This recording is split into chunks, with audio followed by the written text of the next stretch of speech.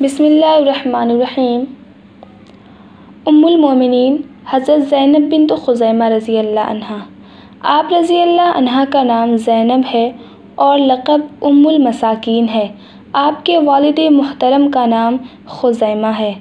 یہ ام المومنین حضرت میمونہ بنت حارث رضی اللہ عنہا کی ماں شریک بہن ہیں۔ آپ رضی اللہ عنہا کا لقب ام المساکین ہے اور آپ کا یہ لقب اس وجہ سے ہے کہ آپ بہت زیادہ ہی منکسر المزاج تھیں، نرم دل، بکثرت صدقہ خیرات کرنے والی، فقراء و مساکین کو انتہائی اہتمام کے ساتھ کھانا کھلانے والی، ان کے ساتھ غمخواری کا معاملہ کرنے والی خدا ترس اور نیک دل خاتون تھیں۔ اس لیے آپ رضی اللہ عنہا ام المساکین کے لقب سے ملقب کی گئیں اور اسی لقب سے یاد کی جاتی ہیں۔ آپ رضی اللہ عنہا کے ولادت کے سلسلے میں کوئی حتمی رائے نہیں ہے، البتہ جب ہم تاریخ اور سیرت کا مطالعہ کرتے ہیں تو ہمیں یہ معلوم ہوتا ہے کہ آپ رضی اللہ عنہا کے انتقال کے وقت جو عمر تھی وہ 30 برس تھی، اور آپ رضی اللہ عنہا کا انتقال 4 ہجری کے شروع میں ہوا تھا۔ اس اعتبار سے آپ رضی اللہ عنہا کی سن ولادت بعثت نبوی صلی اللہ علیہ وسلم سے 15 سال قبل آتی ہے، واللہ اعلم بالصواب۔ اسی طرح آپ رضی اللہ عنہا کے قبول اسلام کی تاریخ بھی پردے میں ہے، یعنی یہ تعین کے ساتھ معلوم نہیں ہے کہ آپ رضی اللہ عنہا کب نعمت اسلام سے مشرف ہوئیں، البتہ یہ قیاس کیا جاتا ہے کہ وہ سابقین اولین کی فہرست میں شامل ہیں، کیونکہ یہ بہت ہی زیادہ نیک اور صالح طبیعت کی مالک تھیں اور حضور صلی اللہ علیہ وسلم کی بعثت و نبوت کے وقت ان کی عمر 15 برس کے قریب تھی، اور راجح قول کے مطابق آپ رضی اللہ عنہا کا پہلا نکاح حضرت عبداللہ بن جحش رضی اللہ عنہ سے ہوا تھا، جو اسلام کے بالکل ابتدائی دور ہی میں مشرف باسلام ہوئے۔ تو اس بات سے بھی یہ چیز ثابت ہوتی ہے کہ آپ رضی اللہ عنہا سابقین اولین کی فہرست میں شامل ہیں۔ آپ رضی اللہ عنہا کے ام المومنین بننے کے شرف سے پہلے آپ کس کے نکاح میں تھیں، اس بارے میں اصحاب تاریخ و سیر کا مختلف اقوال ہیں۔ ابن الکلبی کے بیان کے مطابق آپ رضی اللہ عنہا پہلے حضرت طفیل بن حارث رضی اللہ عنہ کے نکاح میں تھیں، لیکن حضرت طفیل رضی اللہ عنہ نے کسی وجہ سے آپ رضی اللہ عنہا کو طلاق دے دی تھی، تو دوسرا نکاح حضرت طفیل رضی اللہ عنہ ہی کے بھائی حضرت عبیدہ بن حارث رضی اللہ عنہ سے ہوا، اور جب حضرت عبیدہ غزوہ بدر میں شہید ہو گئے تو عدت گزر جانے کے بعد آپ صلی اللہ علیہ وسلم نے ان سے نکاح کر لیا تھا۔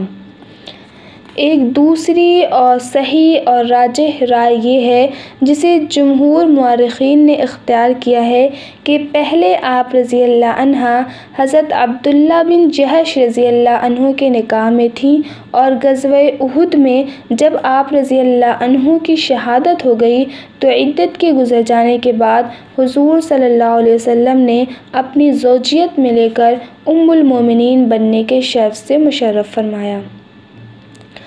ام المومنین حضرت زینب بنت خزیمہ رضی اللہ عنہا اپنی زندگی کی بہت ہی مختصر مدت کے ساتھ اس عالم فانی سے کوچ کر گئیں۔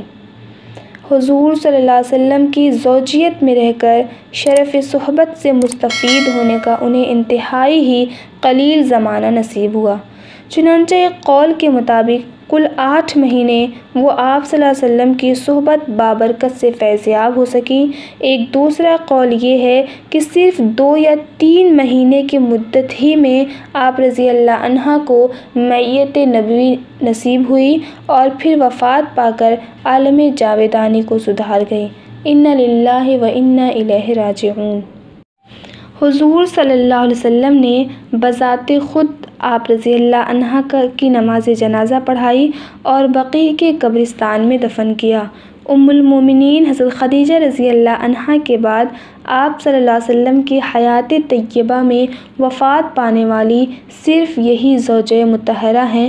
بقیہ دوسری تمام ازواج کا انتقال آپ صلی اللہ علیہ وسلم کے وصال کے بعد ہوا۔ تاریخ اور سیرت کی کتابوں میں کسی اولاد کا تذکرہ نہیں ملتا۔ ممکن ہے کہ کوئی اولاد ہوئی ہو، اس کا تذکرہ نہ ہوا ہو، یا پھر وہ زندہ باقی نہ بچی ہو۔ ام المومنین حضرت زینب بنت خزیمہ رضی اللہ عنہا کے فضل و کمال کا یہ درخشاں باب ہے کہ تمام ازواج مطہرات میں سے حضور صلی اللہ علیہ وسلم نے آپ رضی اللہ عنہا کی نماز جنازہ پڑھائی۔ ام المومنین حضرت خدیجہ رضی اللہ عنہا کی وفات کے وقت نماز جنازہ مشروع نہیں ہوئی تھی، تو اس حیثیت سے حضرت زینب بنت خزیمہ رضی اللہ عنہا اس بات میں انفرادیت رکھتی ہیں کہ آپ صلی اللہ علیہ وسلم نے آپ رضی اللہ عنہا کی نماز جنازہ پڑھائی۔ اخلاقی پایہ کی بلندی کا حال آپ رضی اللہ عنہا کے لقب سے ہی واضح ہے کہ کس طرح وہ نہایت ہی متواضع، منکسر المزاج، بکثرت صدقہ خیرات کرنے والی خاتون تھیں، اور فقراء و مساکین کے ساتھ کس طرح وہ غمخواری سے پیش آتی تھیں، یہ حضرت زینب بنت خزیمہ رضی اللہ عنہا کے زندگی کی چند اہم اور مختصر جھلکیاں تھیں، چونکہ انہیں زندگی بھی کم نصیب ہوئی اور صحبت نبوی بھی بہت مختصراً ملی، اس وجہ سے ان کی زندگی کے بارے میں زیادہ تفصیلی معلومات تاریخ اور سیرت کی کتابوں میں درج نہیں ہے۔